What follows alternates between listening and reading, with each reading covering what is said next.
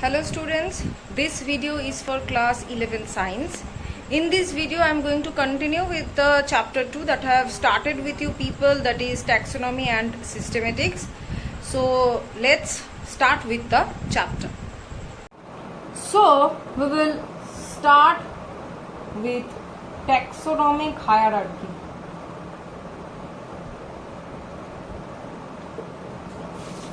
What is taxonomic hierarchy? Now hierarchy means what? Hierarchy means the systematic framework of the classification formed in the arrangement of the group in a definite order starting from higher category to lower category. That is the hierarchy. And taxonomic hierarchy means the hierarchy which is maintained in the arrangement of taxonomic group. Though that is termed as the taxonomic hierarchy. From higher to lower category we will arrange it. So first is kingdom, then is the subkingdom, next is phylum, next after that phylum is subphylum, after subphylum there is class, after class there is subclass, after subclass there is order, then there is suborder, after suborder there is family, after family there is subfamily,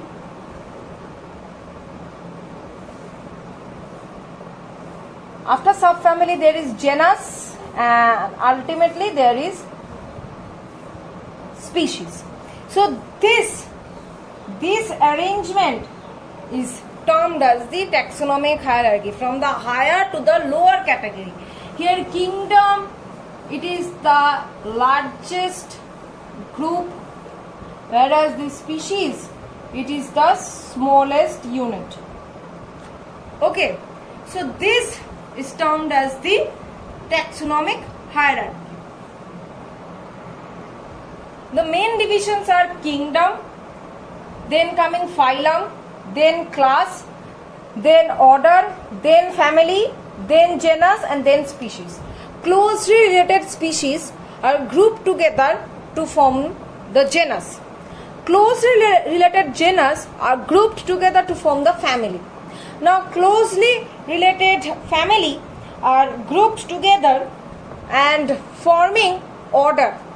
Closely related order forming the class. Similarly, closely related class forming the phylum, and ultimately the closely related phylum having the same general characteristics, those are grouped under kingdom. Here kingdom is the largest unit and species is the smallest unit. Clear? Now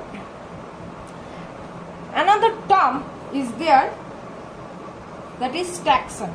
You are also familiar with this term, you have read it in class 9. Though I am telling, taxon is what? It is a unit of classification at any rank. Okay, so if I am going to define taxon, so what I am going to say, that it is a unit of the taxonomic hierarchy, taxonomic classification. Like genus is a taxon, kingdom is a taxon, okay, species is a taxon, order is a taxon. So these are the taxon. Now I will show you one thing, that is the systematic position of human being. Let's see that one. Systematic position of human. So first is that kingdom. Under which kingdom it is lying? Animalia. Next, phylum. Under which phylum we can be placed in? That is chordata. Why chordata? Because we are having the vertebral column. That's why we are chordata is having several classifications that I will do in the next upcoming chapters. Now, one of the classification of chordata is vertebrata. So, vertebrata is included within chordata. That's why we are falling under the phylum of chordata. Okay. Next, subphylum Gnathostomata. Why Gnathostomata? Gnathostomata are the ones who are having the jaws. We do have the jaws. Okay. Next class, Mammalia. We are mammals, right? Our body is covered with hairs. We have mammary glands. So we give birth to the young ones. Okay. So we are falling under the mammals. Next subclass, Eutheria. Now Mammalia is again divided into three types: Prototheria, Metatheria, Eutheria. Eutheria is the most advanced one and we are falling under this Eutheria. Next order, Primate. Primate like ape, chimpanzee, gorilla, human beings, all are primate. Okay, we are all categorized under primate. Next family, Hominidae. Okay, next genus Homo.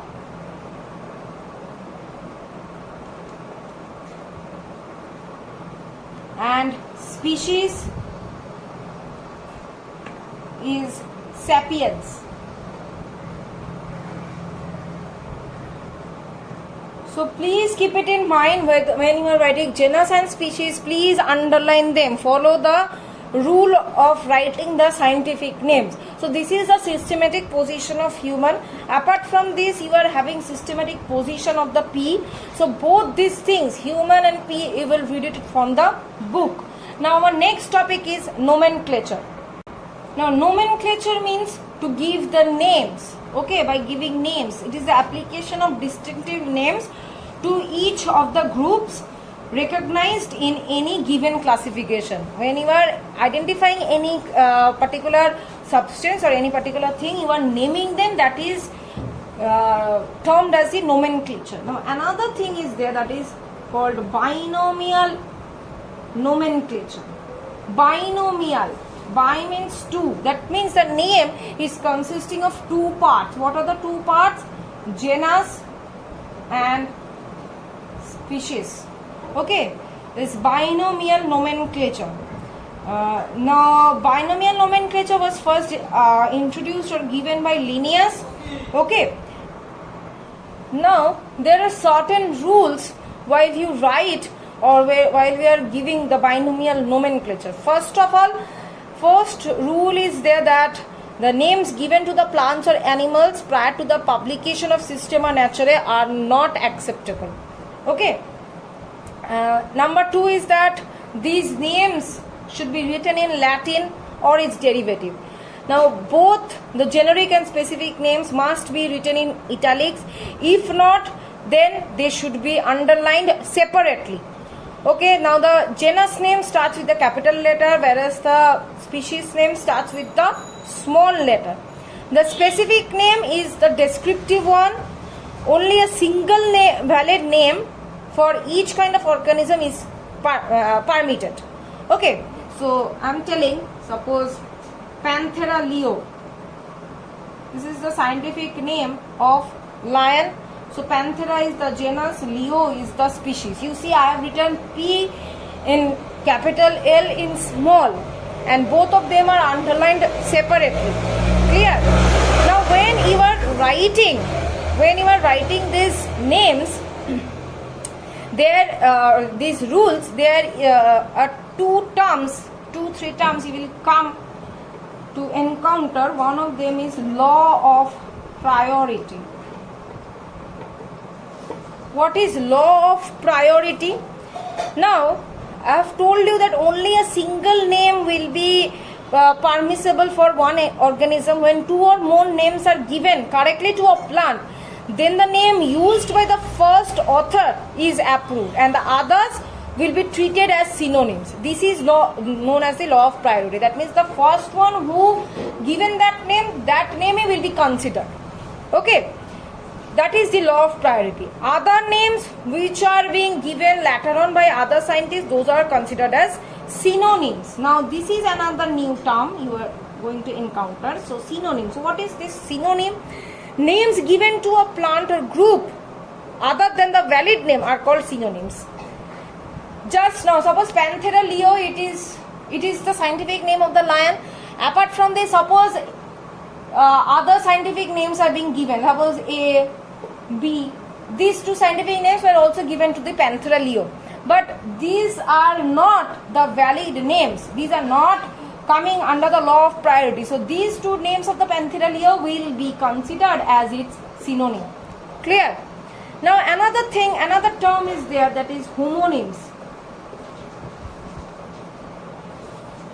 What is this homonyms? When identical names are given to two different taxa. That means same name given to two different taxa. The name other than the first one is considered to be homonyms. Okay. The first one who was being given that name will be considered the actual name. The second one in whose the name was got repeated, that will be considered as the homonyms. So these are the some terms that we are going to see. Another term that is there, that is key. What is it? It is a systematic tabulation of diagnostic characters. Diagnostic means identifiable characters of organisms with a sequence of class at each level in dichotomous couplets, facilitating rapid identification for classification. So the main object or main aim of key is to segregate or to separate the main characteristics in a careful manner or in a careful way, so they can provide a number of alternative choices that can lead to the authentic identification of that particular organism. Okay, so it is the key is the main item for identification of different taxa up to species. Why? Because it is separating the main characters to identify that particular object or particular substance. Clear? So this definition of key is also there in your book. Please go through it. Okay. Apart from this, I am going to provide the PDF of this chapter. So please go through it. So this is the end of the chapter. So thank you everyone.